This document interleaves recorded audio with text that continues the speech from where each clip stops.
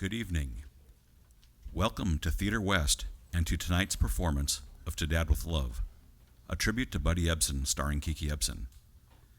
Before we begin, please take a moment to double check that all mobile phones and other electronic devices have been silenced, or better yet, switched off.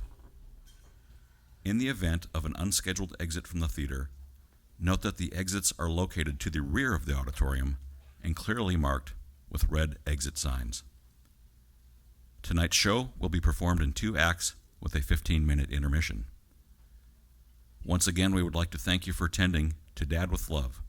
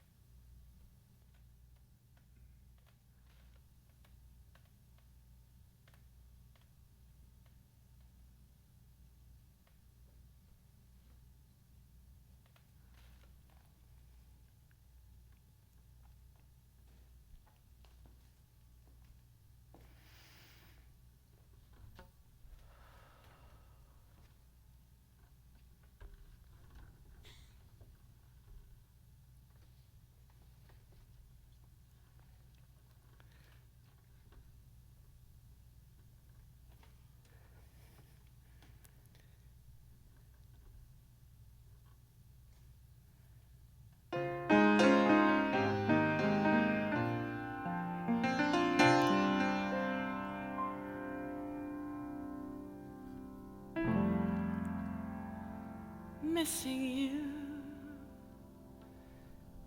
when shadows fall, missing you now, most of all, remembering the magic of your lips, so tender. I was such a fool to lose their sweet surrender, missing you the whole day through.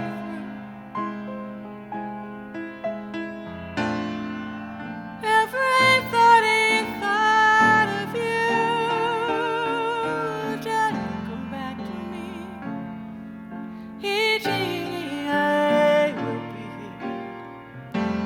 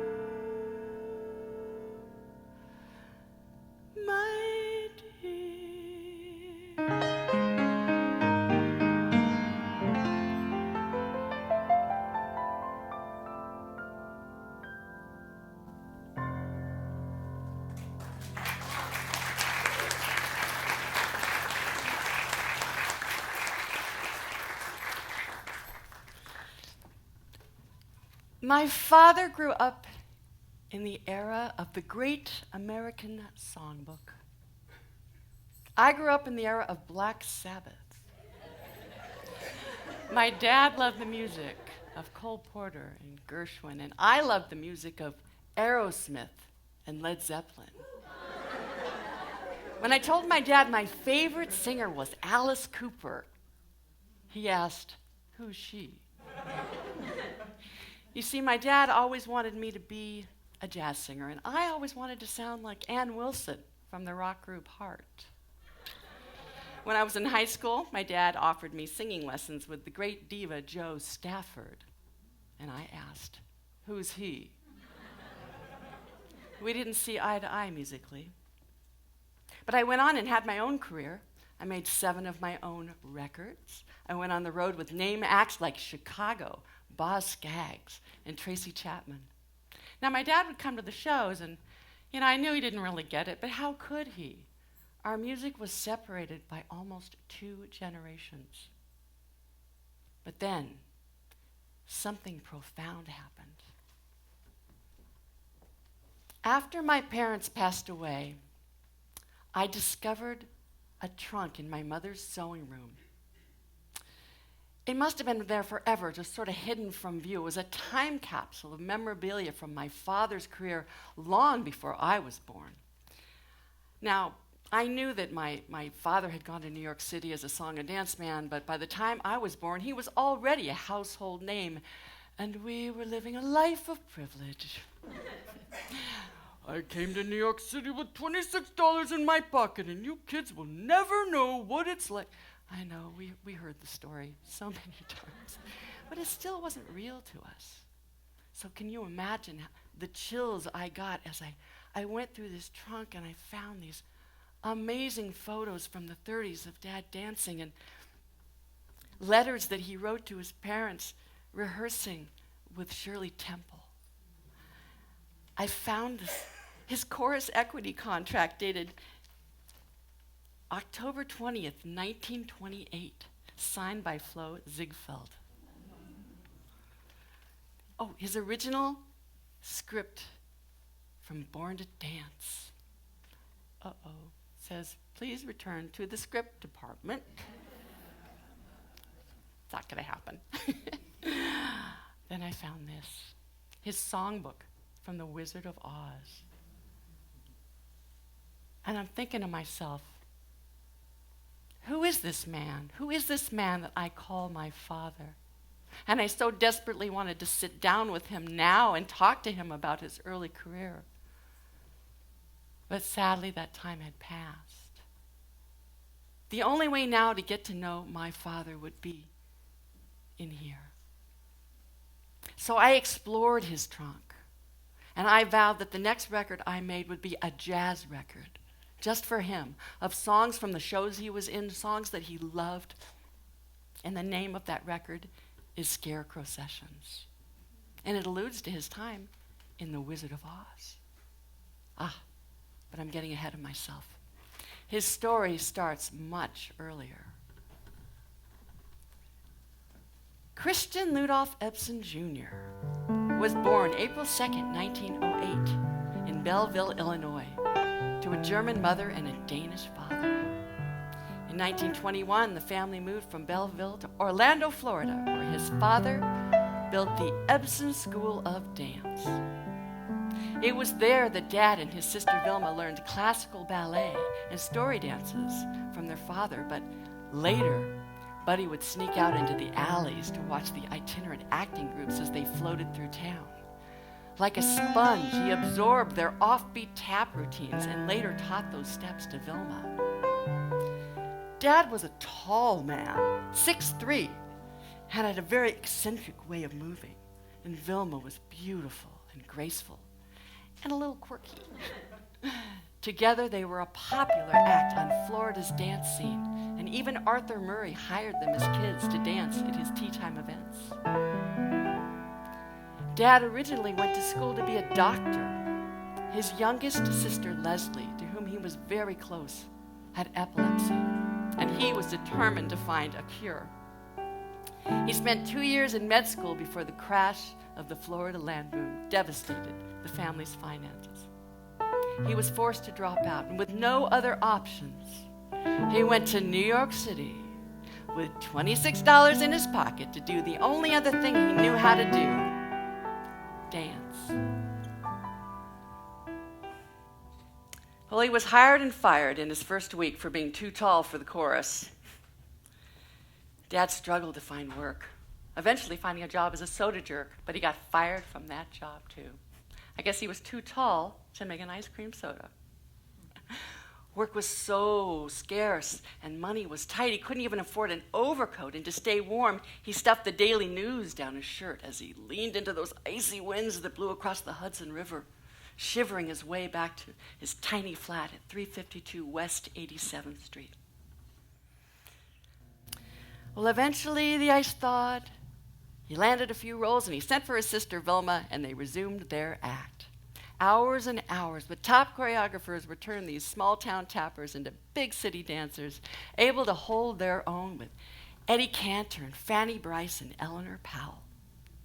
Together, they starred in the musicals Whoopee, Flying Colors, and Future Stars of Broadway. Dubbed the Baby Astairs, they garnered rave reviews by Walter Winchell and Luella Parsons. They even rubbed elbows with Al Capone. In 1935, MGM brought the team out to Hollywood to film The Broadway Melody of 1936. Here is a scene from that movie called Sing Before Breakfast. Note the Mickey Mouse shirt. It was a sign of good things to come.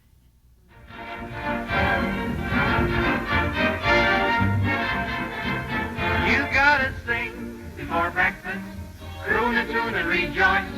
Before you use that coffee pot, use your voice. The whole world may seem funny, but it is good enough. If you run out of money, honey, put it on the cuff and sing before breakfast. Never cry a thing before you eat that shredded wheat. Sing, just sing, and sing, and sing, and sing, and sing. I wonder if that shoe hurt. Well, sadly, MGM split up the dance team, and Vilma went on to start a family and open up the Ebsen School of Dance here in the Pacific Palisades, teaching a whole new generation to dance. Dad was becoming very easy to love, as you will see in this next scene from Born to Dance.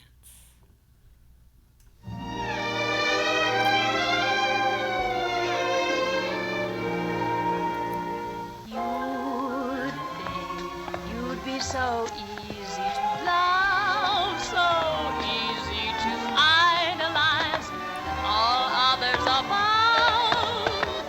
You'd be so worth the yearning for.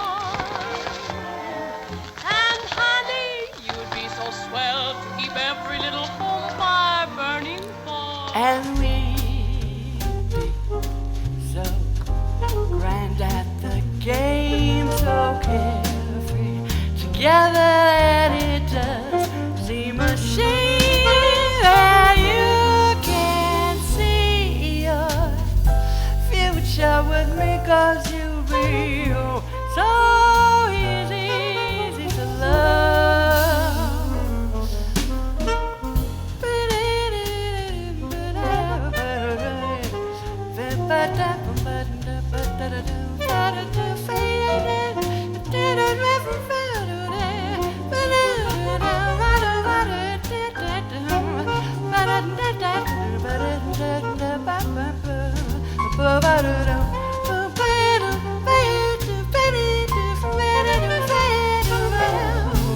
And we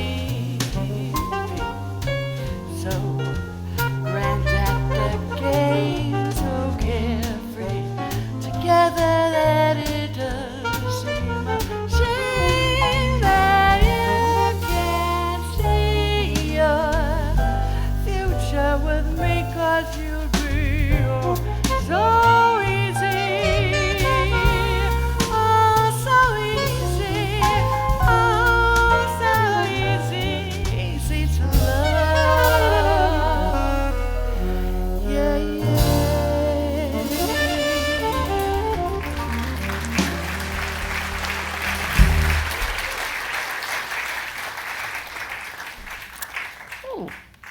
I haven't seen this forever.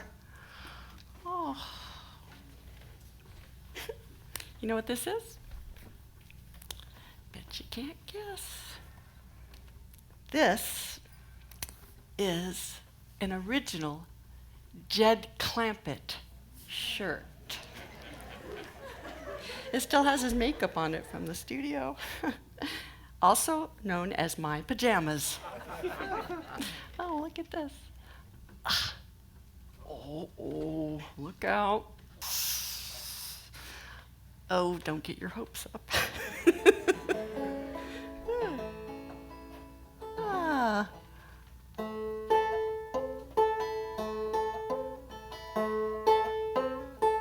Huh, sounds pretty good. Hey, you want to sing with me? Come and listen to a story about a man named Jed. Poor mountaineer, barely kept his family fed. Then one day he was shooting at some food, and up through the ground came a bubbling crude. Oil, that is. Black gold. Texas tea. Good.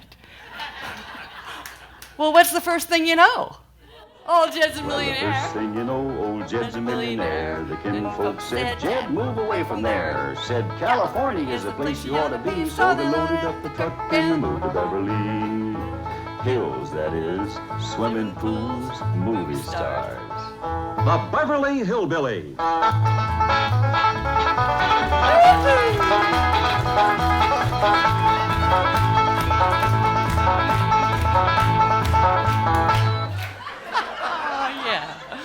That feels so good. Oh my God, my brother and I grew up on that set. We ran all over the lot trying to get the old truck to start. Never started, ever. We put our feet in the cement pond, which was only about 3 feet deep. My favorite place to be was where all the animals were, because on any given day you could see a kangaroo, otherwise known as Granny's giant jackrabbit, or a goat, let's see, a raccoon, a chimpanzee, and of course Duke, the family dog. And they were all trained by this wonderful animal trainer named Frank Inn. That's Frank Inn with Benji. Benji was in the Beverly Hillbillies. Now, at a very young age, I fancied myself a bit of an animal trainer as well, although my methods were somewhat unconventional. He lived. And he was a very good kitty after that. My favorite critter, actually, was Ellie Mae's cat, Rusty, or Orangey, as he's known in professional circles. Orangey had already won an Oscar for his portrayal of Cat in Breakfast at Tiffany's. He was a seasoned thespian. When exploring a role, was never afraid to dive in deep.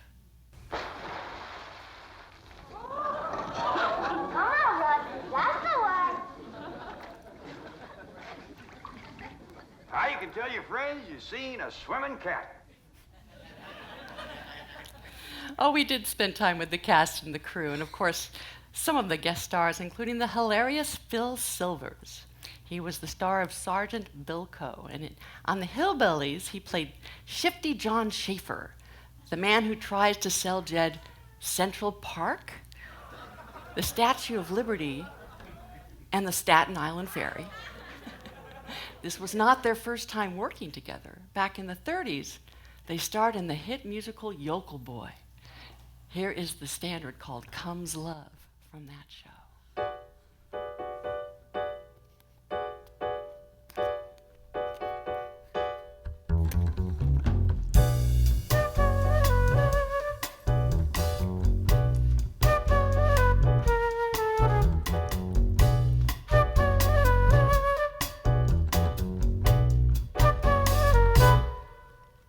Comes a rainstorm, put your rubbers on your feet. Comes a snowstorm, you can get a little heat. Comes love, nothing can be done. Comes a fire, then you know just what to do. Blow a tire, you can buy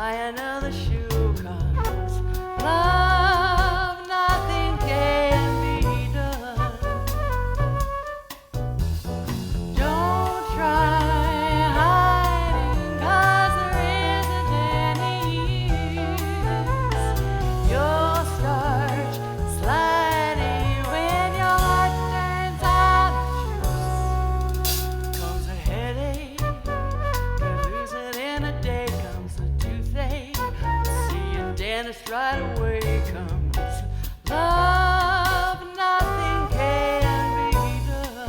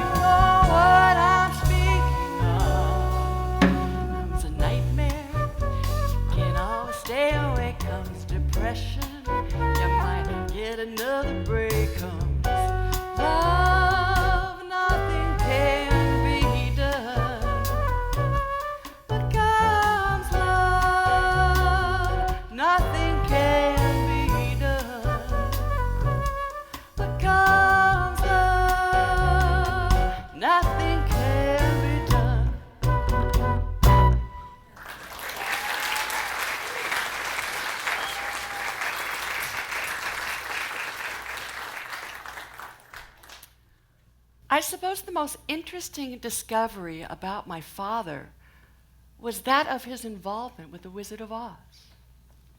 Have you all heard that story? You've all heard it? Because we can skip it. We can just... You sure? Okay. I'll tell it. Back in the 30s, when the news of the big budget film, The Wizard of Oz, circulated around MGM, Shirley Temple had already been replaced by Judy Garland because of her amazing voice. Arthur Freed, L.B. Mayer's right-hand man at the time, came up to Dad and whispered in his ear and said, "Kid, I got it on good authority. You're going to be the Scarecrow." And then he wandered off. Then Ray Bolger walked on the scene. Now, Dad knew Ray Bolger from New York. He was an incredible dancer, already famous for his rubber knee act. He just might be perfect for the Scarecrow.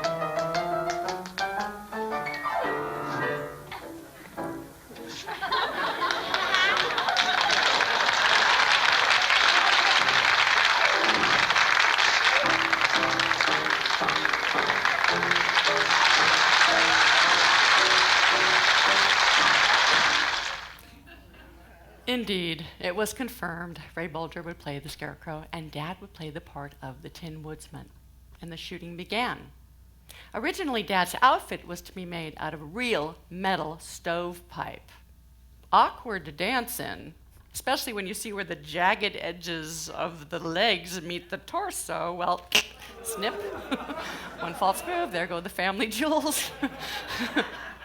I'm not here, there's no show, and you guys would be doing something totally different with your evening. So the material was changed to cardboard for safety reasons. The makeup was a different story. So every morning Dad would come in and be fitted with a fake chin, nose, a skull cap, and then his exposed skin covered in white grease paint. Now his face and hands would be liberally dusted with aluminum powder. Real aluminum powder. And after just a few days of inhaling this real aluminum powder, well, he had trouble breathing. Now, the production was way behind schedule, and Dad did not want to complain of his growing discomfort.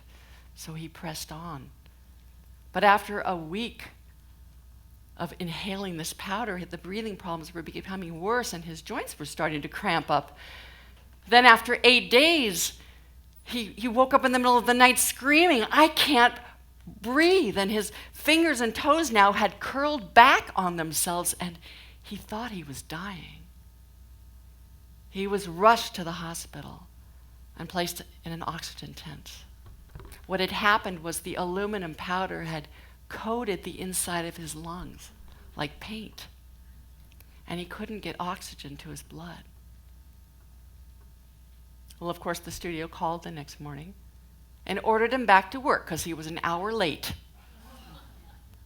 To which the nurse said, "Mr. Ebsen's not going anywhere. He's a very sick man."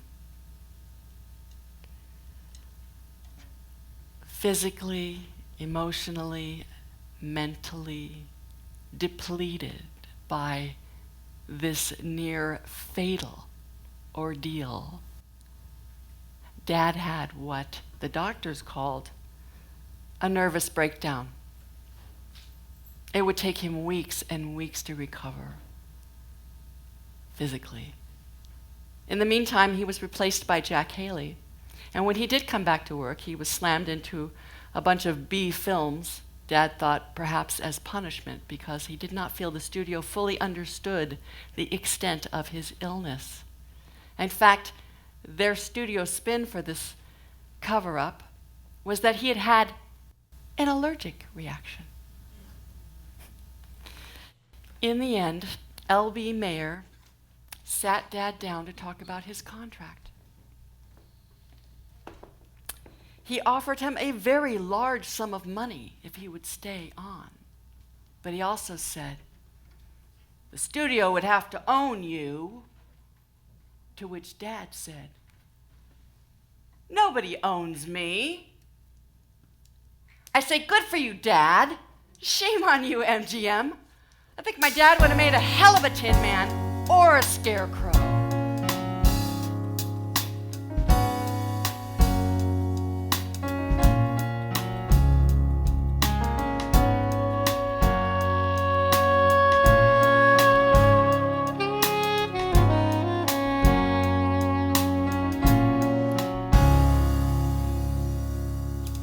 I can wallow with the hours, conferring with the flowers, consulting with the rain. In my head I'd be scratching while my thoughts were busy hatching if I only had a brain. I'd unravel any riddle for any individual in trouble or in pain. With the thoughts I'd be thinking I could be another Lincoln if I only had a brain. Oh, I could tell you why the ocean's near the shore. I can think of things that I never thought before. And then I'd say things some more.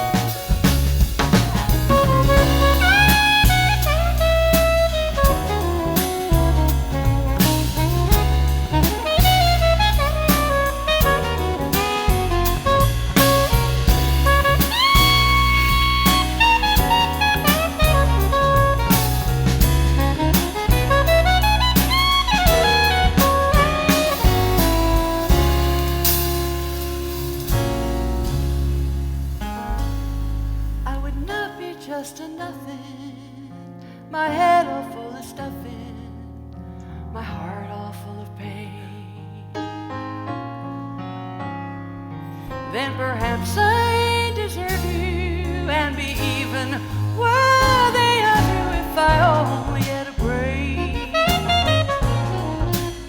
Well, if I only had a brain. Well, if I only had a brain. Well, if I only had a brain.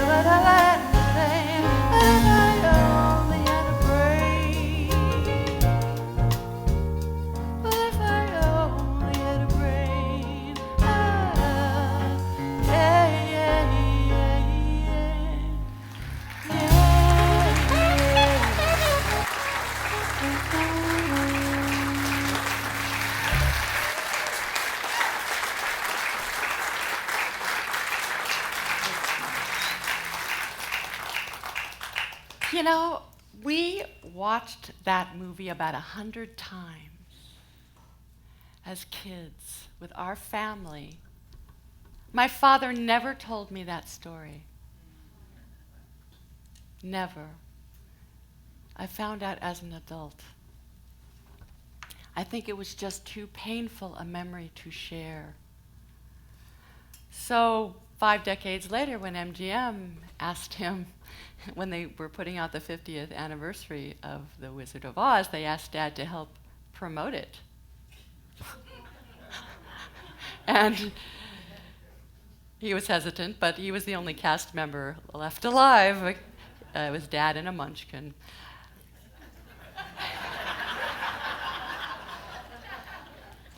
So they offered to put all that footage of him from the movie in that special edition, including his version of If I Only Had a Heart. They also gave him credit for singing on the original soundtrack where he had been all along. So he did it. He helped them promote it. And he finally made peace with that part of his life.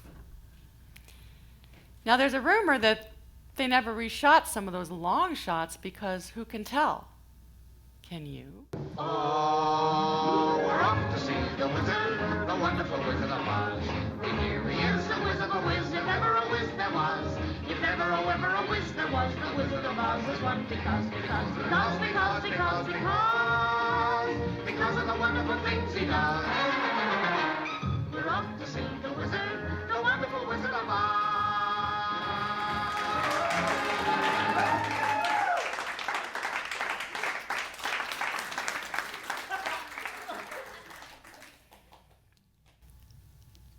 I was born into the arms of James Garner.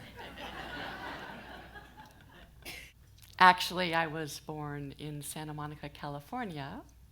And when I was 3 years old, our parents moved us from the Hollywood Hills to the sleepy little town of Balboa Island. It was there that we learned to swim and sail and play sponge tag on the beach. My fondest memories of being a family were in that beach house. My dad used to sing us to sleep with these cute little bedtime stories that he had written, like this one here, Angelica. It has this really cool storybook that you can read along with, and this fantastic red vinyl 45. Looks like candy.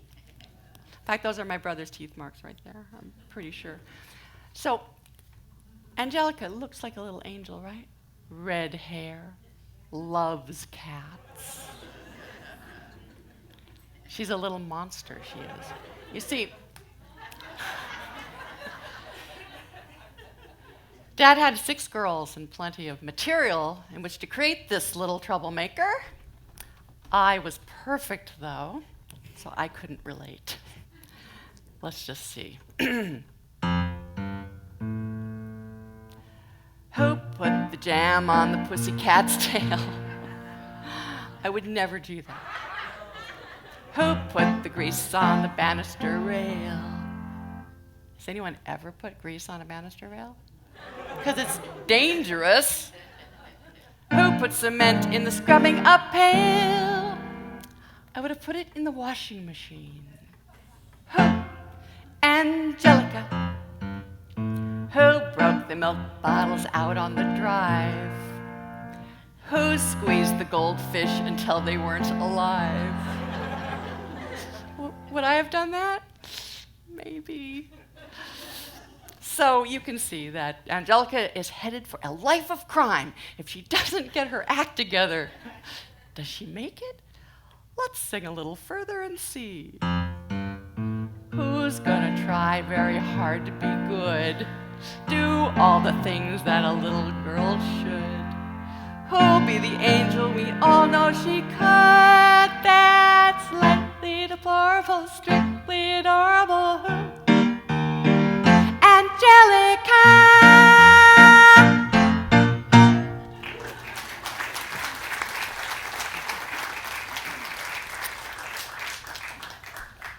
Well, it was right around this time that we started watching our father on television.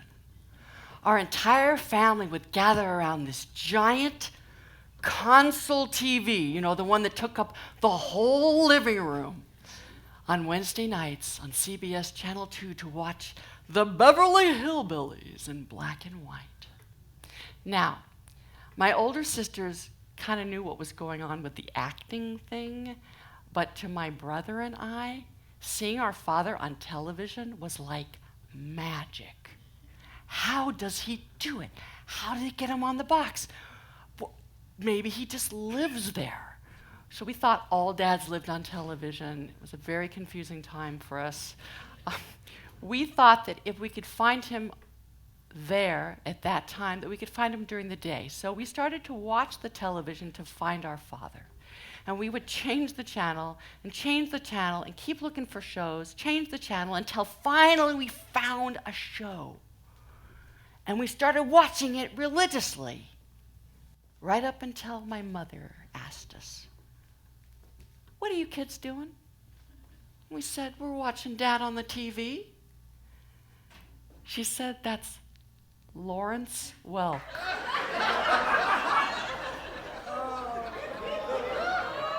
I love you, Lulu May. I know you do, and that's just the trouble. It's a mistake you always made, Doc, trying to love a wild thing. You were always lugging home wild things. Once it was a hawk with a broken wing, and another time it was a full-grown wildcat with a broken leg. Remember? Little May, there's something. You mustn't give your heart to a wild thing. The more you do, the stronger they get, until they're strong enough to run into the woods or fly into a tree, and then to a higher tree, and then to the sky. Who does not love Audrey Hepburn? Breakfast at Tiffany's. My father said of Audrey Hepburn that she had a free-flowing instinct that filled the cracks of his own deficiencies. Dad plays Doc Golightly, Holly's estranged husband, who comes back in the middle of the movie to take her home. Now, Holly Golightly has escaped her home, gone to New York City, met George Peppard, fallen in love, and created a whole new life for herself. Dad wants to take her back to the farm, to his kids, to the chores. Now, I can see a million reasons why a wild thing like Holly Golightly would not find this life attractive, but through the eyes of a child, the look on my dad's face when he realizes he's lost her, it just broke my heart.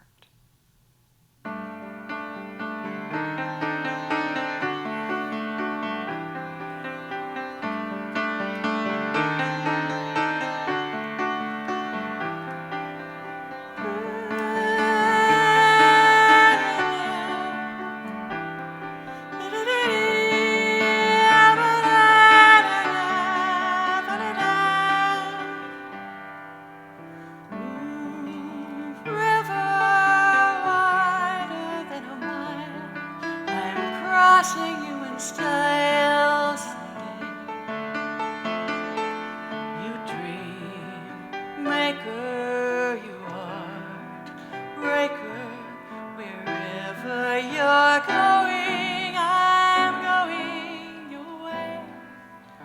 Two drifters off to see the world. There's such a lot of world to see. We're after the same rainbows and just around the bend, my huckleberry friend, river and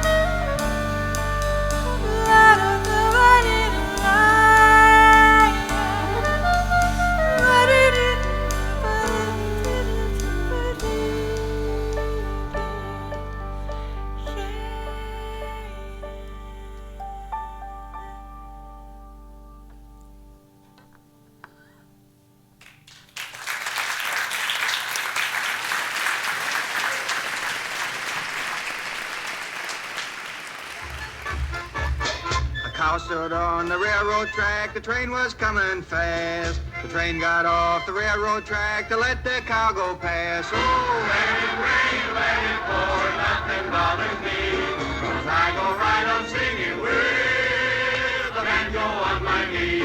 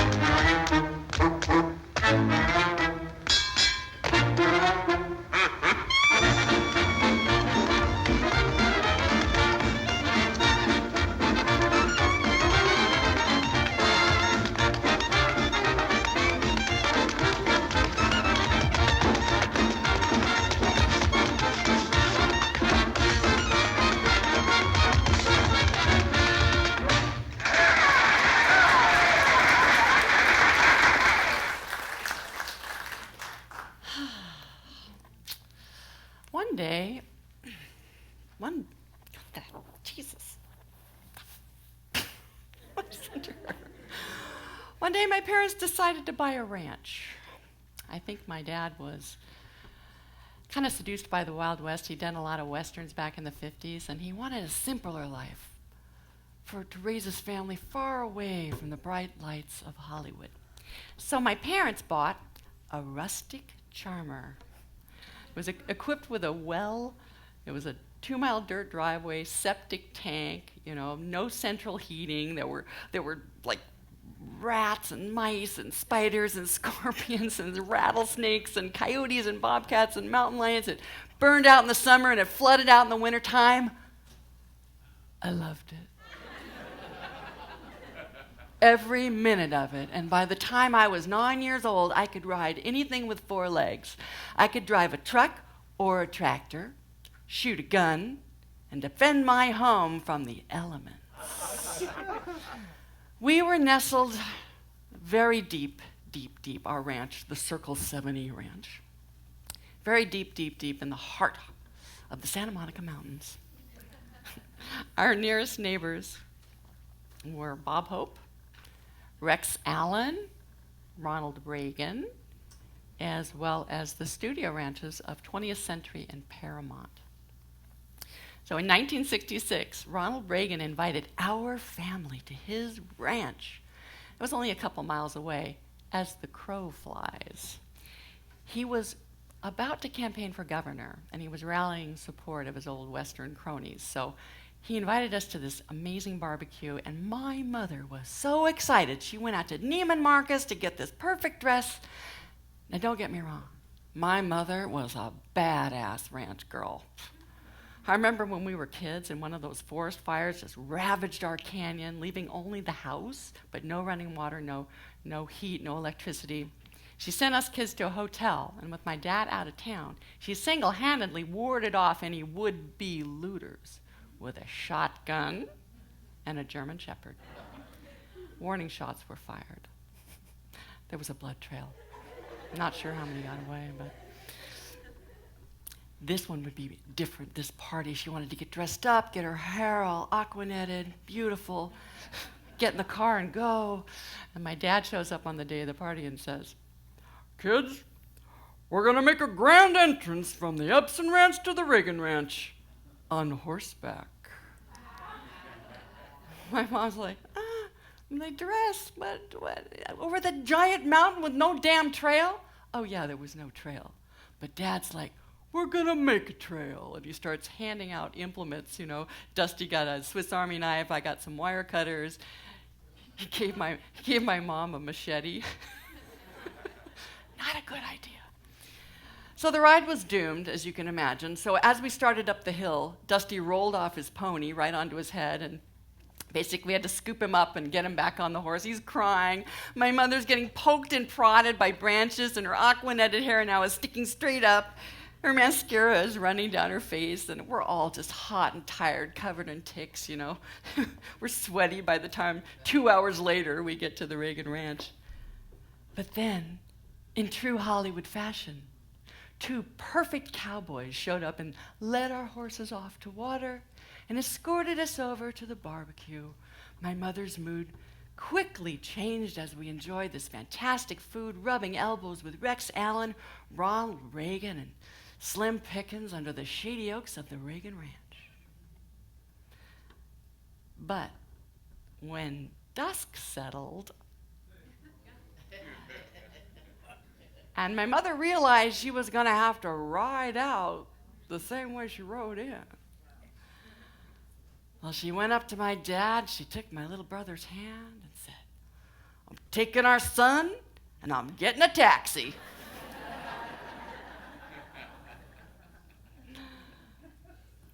Well, that left Dad and I the task of getting 4 horses home, the long way around, in the dark,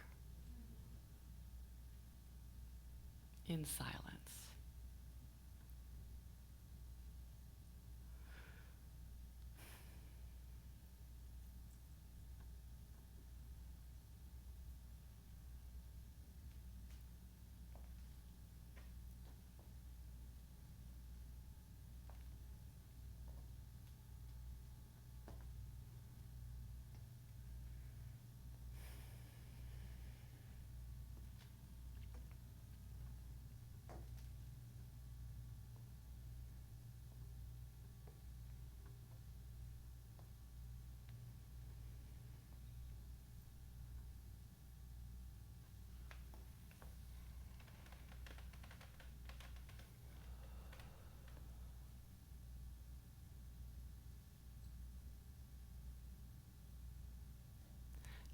2 years later, when I was 12, a painful discovery would lead to years of denial and a true wondering of who my father really was.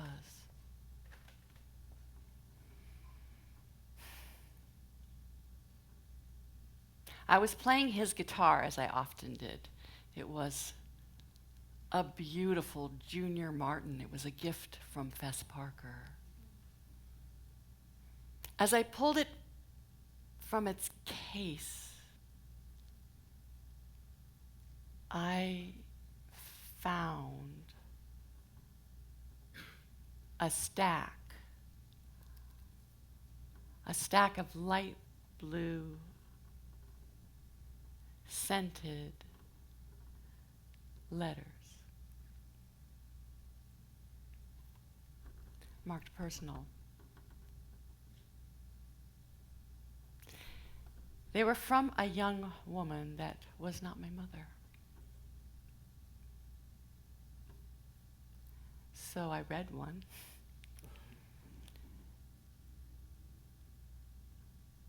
And it was clear that my father had secrets.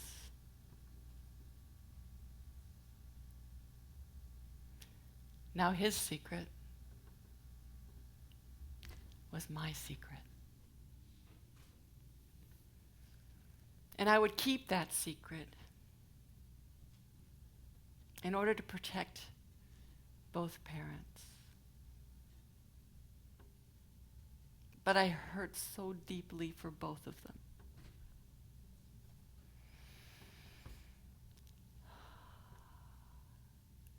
And the longer I stayed silent, the more damage was done to me emotionally.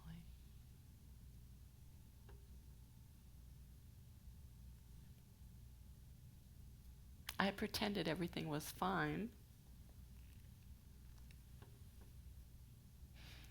I stopped playing the guitar.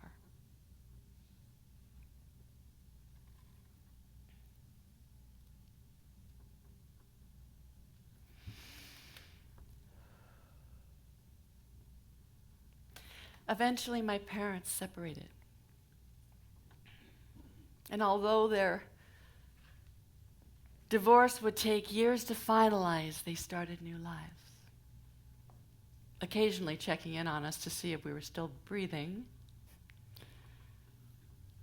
My little brother likes to say that we were raised by wolves.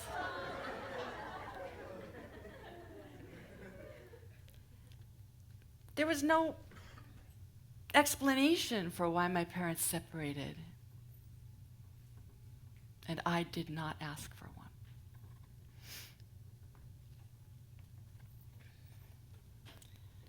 But my family was crumbling, and so was I.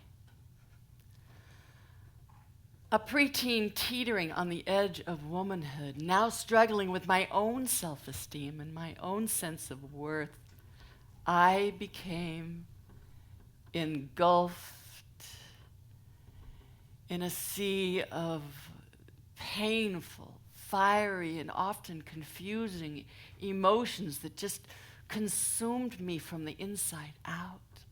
I silenced those emotions however I could. Alcohol, drugs, food. And for the next decade, I would see my life through a very dark lens.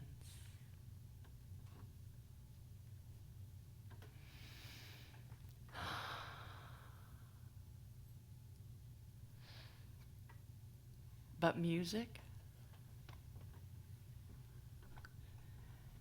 saved my life.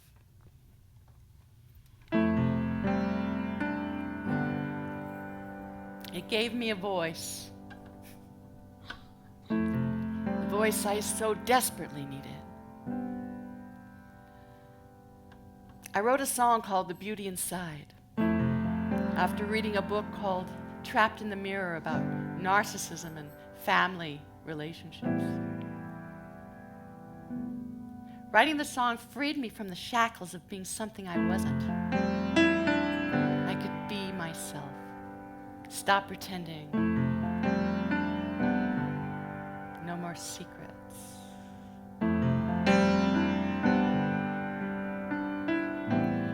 As our physical beauty declines and the inward journey begins, something amazing emerges from the ashes if you allow it. I think it is our true self. And a real sense of purpose in this world. And that's the beauty inside for me.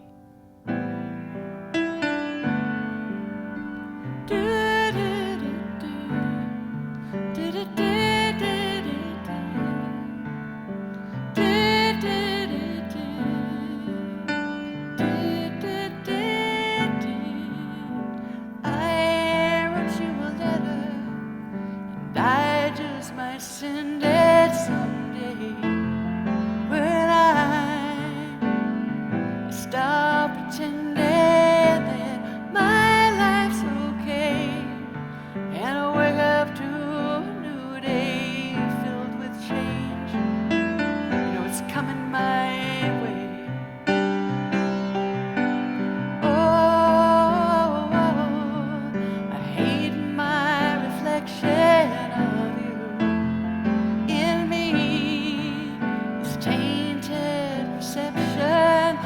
Of who I should be in your world of perfection.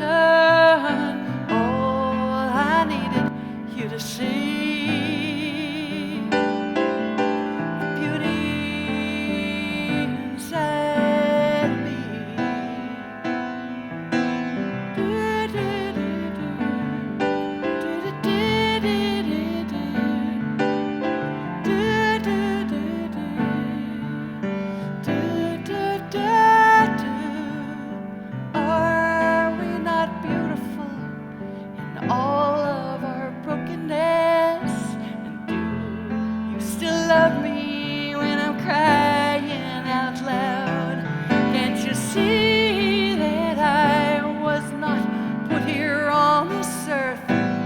Just to make you so incredibly proud.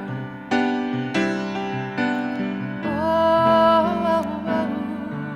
I hate my reflection of you in me. This tainted perception of who I should be in your world of perfection. All I needed to see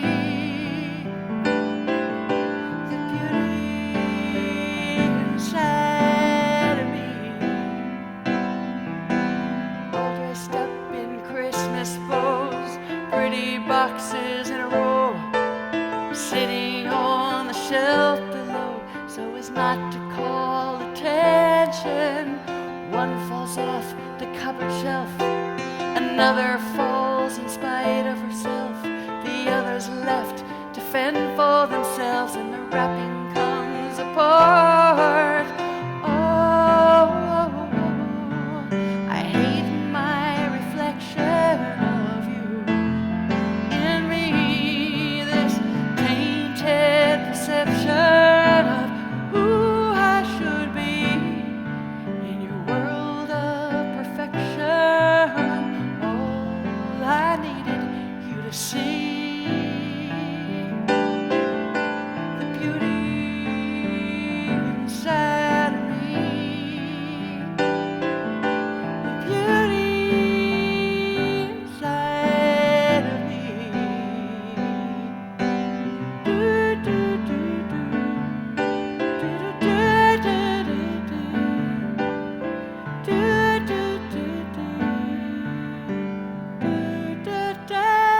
Yeah.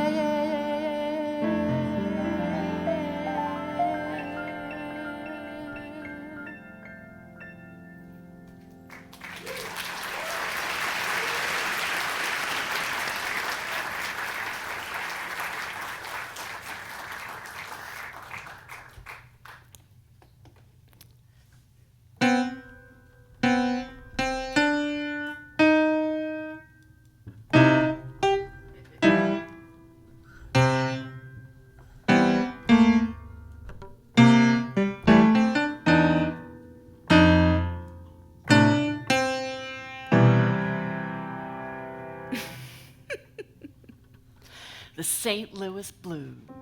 It's the first song I ever learned on the piano. My dad taught it to me.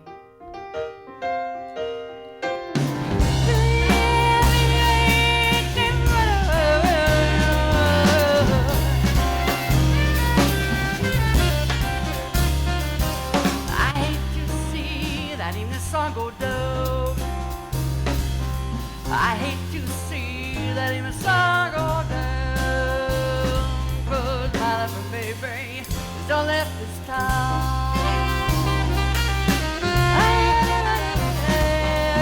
I feel tomorrow just like I feel today. If I feel tomorrow just like I feel today, I'm gonna pack my trunk, make my getaway. A sailor's woman with a diamond ring, she pulls my man around with her apron string. And I wasn't from powder in a stone-board head. That man of mine, well, he would've gone away.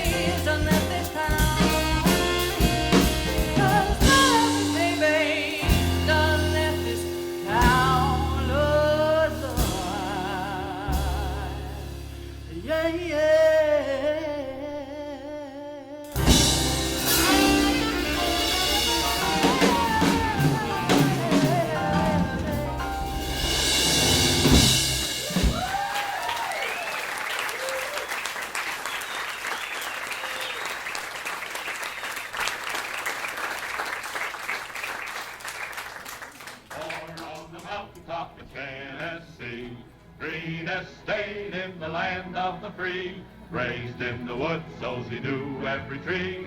Killed him a bar when he was only 3. Davy Crockett, king of the wild frontier. Where is he? What's he doing in there? He's trying to grin down a bear. You backwoods buffoons think the rest of us will believe anything, don't you? Crockett! Crockett, can't you hear me? Come out of there, man. I've got a message. You sure spoiled things good. Now I gotta do it the old-fashioned way. Yee-hoo! Give him like fur, Davy! Look at us. Yes, it is. That's it. It's the real deal. Very soft and very smelly. Too much rolling in the swamp. Oh my goodness, what do we have down here? Look at this. Come on now. Come on, don't be shy. Come on. Ow! Ah, damn. Come on now, I'm not gonna hurt ya.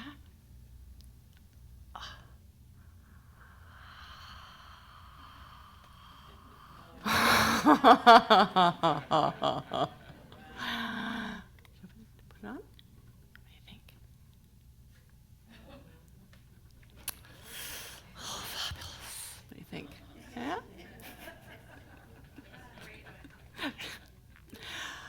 My dad had a lifelong friendship with Fess Parker when they filmed Davy Crockett.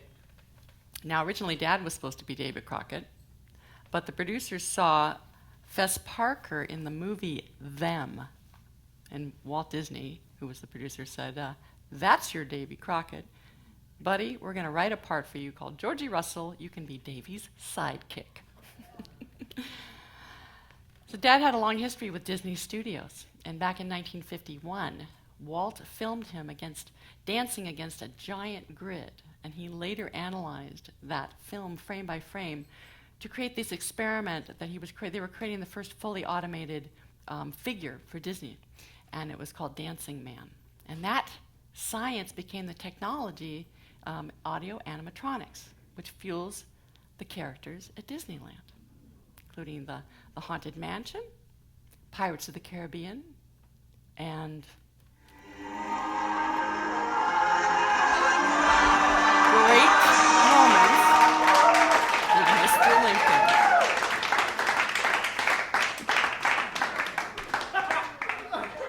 We had to watch that exhibit every time we passed by Main Street because Dad had to go in to see great moments with Mr. Lincoln. I think he was kind of enamored by the idea that his original moves had made it into the final Lincoln character. And we kids just had an e-ticket, and we're like, please, let's just go to the Matterhorn, please. What else could you ride with the e-ticket? Mr. Toad's Wild Ride. Favorite ride at Disneyland. Finally, in 1993, Dad was given the distinct honor of being a Disney legend.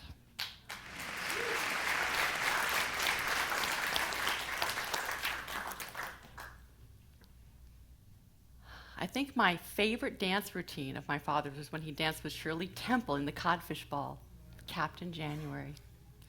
Now, Dad had the job of choreographing that dance for them, and it was going to be very hard because it was set on the docks of Maine. There were lots of barrels and nets and ropes that they would have to negotiate, and Dad just wanted to rehearse with his little dance partner, but she was just too busy. Between schoolwork and filming, she did not have the time to rehearse. Dad begged for 15 minutes, and he finally got it. She arrives by limousine with her second director, sits down, folds her arms, and says, "Is it set?" And that means, is the dance complete? Well, Dad said, there might be a few changes. She gets up, heads to the door, looks over her shoulder and says, "Call me when it's set, and I'll come back and learn it." Dad is furious because she's 6 years old, calling the shots. How dare she?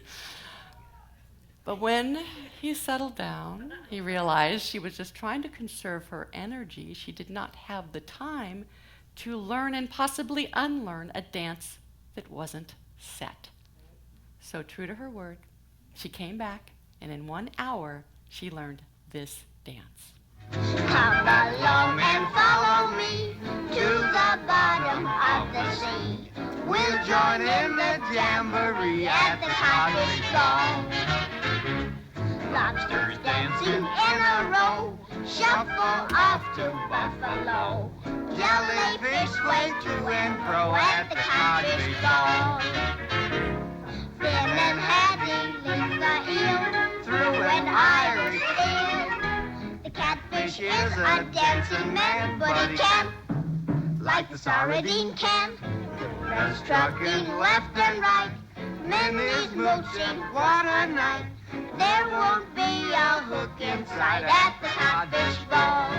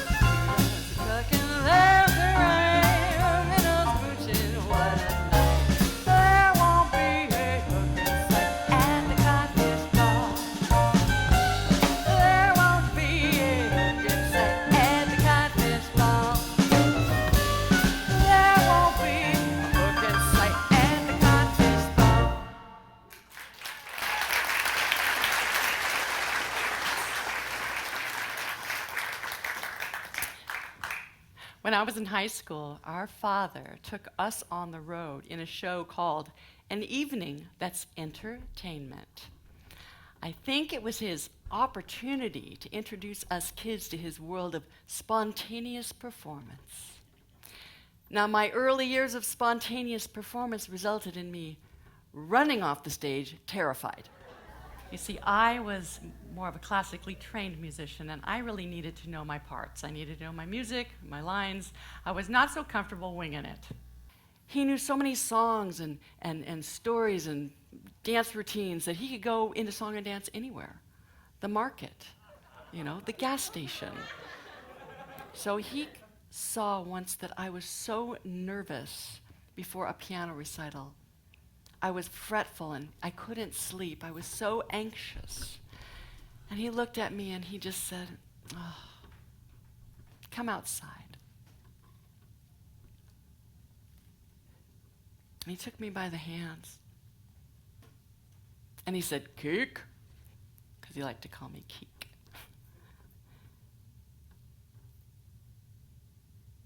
He said, "Look at the stars.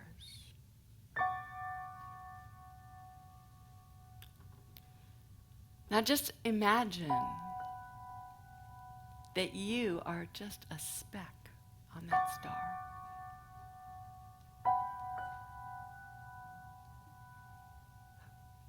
We're all just specks on a speck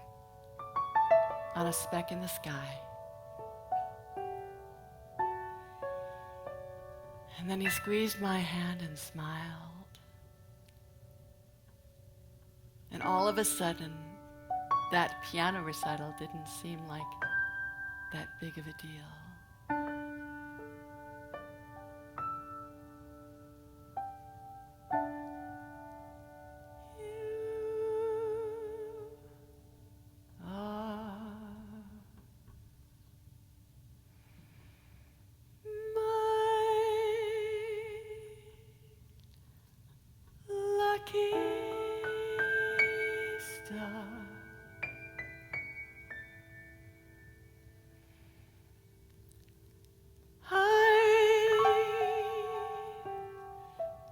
Saw you from afar, two lovely eyes at me, they were gleaming, beaming. I was starstruck.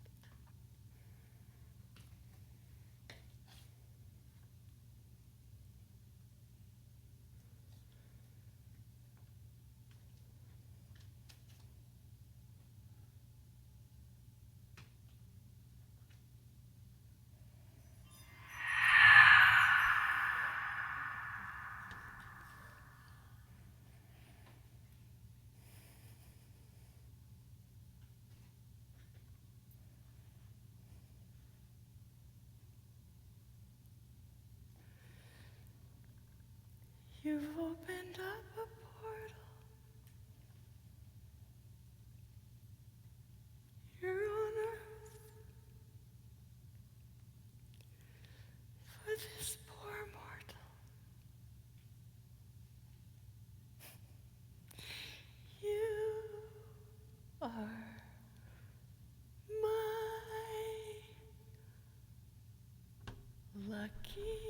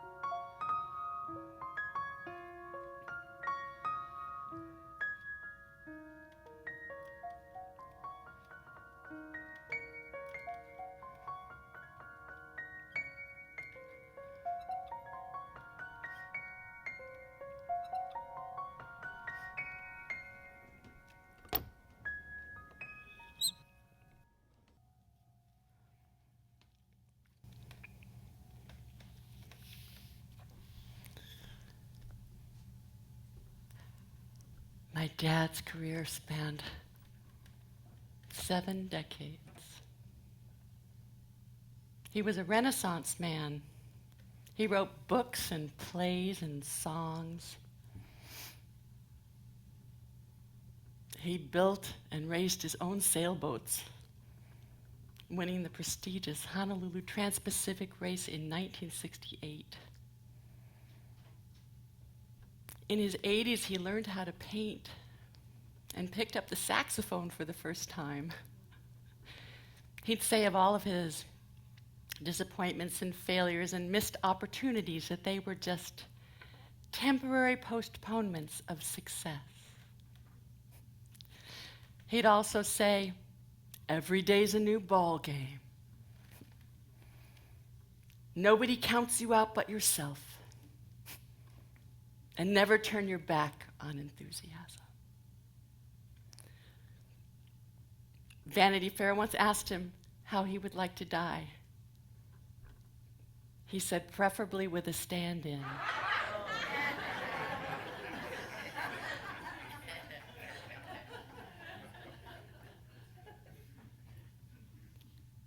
I grew up with a father, but I never knew the man who was my father, the man that went to New York City during the Depression with no money and carved out a career that nobody could have imagined. He was a pioneer in the new frontier of vaudeville, Broadway, the golden age of Hollywood, and the dawn of television. It was only through the gifts in this trunk that I could fully experience his vulnerabilities, his triumphs, and his disappointments. Oh, how I wished we could have talked more. But other than a few family gatherings, our lives connected very little as an adult. He was happy with his wife Dorothy, and my career was blossoming as I traveled the world in the rock and roll circus, thrilled to be away from my father's celebrity name. Too many years passed.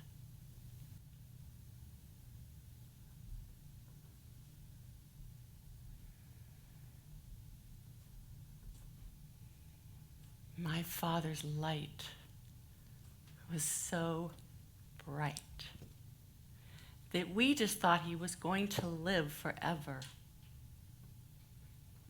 And then at 95, he had a stroke. And when I heard that news, I rushed straight to his house, determined to spend as much precious time as I could with him.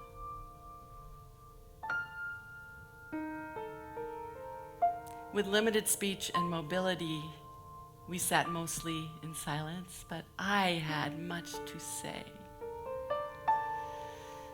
One day I got on my knees and I picked up his hands and I squeezed them and I looked in his blue eyes and I just said, "Thank you.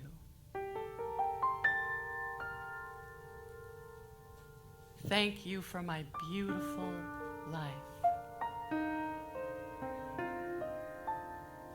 And with those simple yet profound words opened up an entirely new door to our relationship. We held that gaze for an eternity, just bathed in this warmth and this love. All was forgiven that day. Over the next few weeks, we would struggle as we watched the man that we loved try to separate himself from the image that we all grew up with. Then on July 6th, in 2003, my father passed away.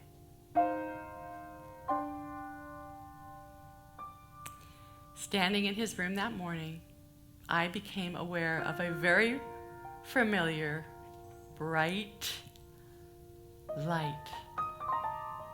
It was warm and it was loving and comforting. I inhaled it deeply into my heart where it has been all along.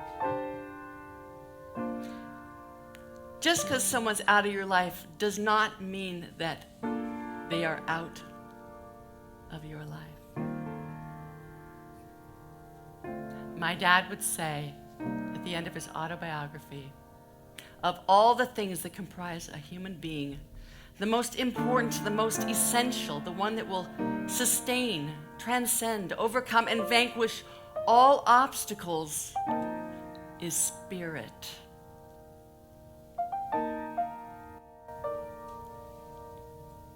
And perhaps love.